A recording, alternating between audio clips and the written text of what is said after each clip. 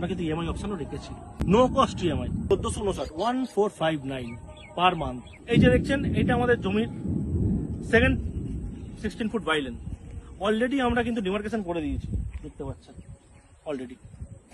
অনেকেরই একটা ধারণা আছে যে রোড লেভেল থেকে জমিটা তো অনেক নিচু, নিজের চোখে দেখেন।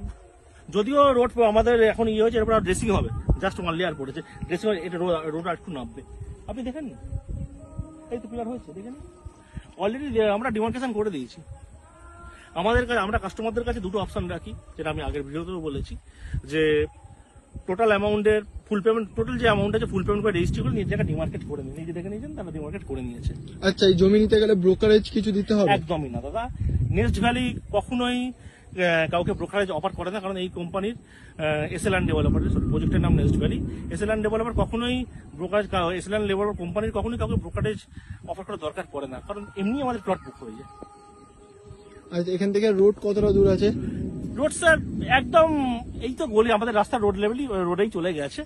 রোড থেকে এখান থেকে অটো পাবেন খুব ম্যাক্সিমাম 5 মিনিট, ম্যাক্সিমাম 5 মিনিটস, একদম ডিএইচ রোড। 5 বছর অব্দি সময় দিচ্ছে। No cost EMI 1459 1459। দেখুন আমাদের যেহেতু আমাদের SLN developer private limited company সবার জন্য, ওই জন্য আমরা কিন্তু এই নয় যে আমরা সবসময় আমরা কাস্টমারদের বলি স্যার ফুল পেমেন্ট করে রেজিস্ট্রি করে নিয়ে জায়গায় বুঝে দিন। আমরা কিন্তু ইএমআই অপশনও রেখেছি, দুটো অপশনই রেখেছি।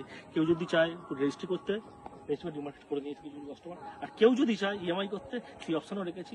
আমাদের কাছে কাস্টমারদের জন্য 30 থেকে 50% অব্দি আমরা ডাউন পেমেন্ট করতে বলি। রেস্ট অফ অ্যামাউন্টটা আপনি দিয়ে দিন 36 থেকে 60 মাসের মধ্যে, 5 বছর অব্দি সময় দিচ্ছি। নো কস্ট ইএমআই, এক্সট্রা 1 পয়সাও লাগবে না। আমি তো বলছি স্যার আপনার ইএমআই পড়বে খুব বেশি হলে 1459 1459 পার মান্থ, পার কাটা। খুব বেশি আমার মনে হয় না, এটা খুব বেশি কি আপনি বলুন।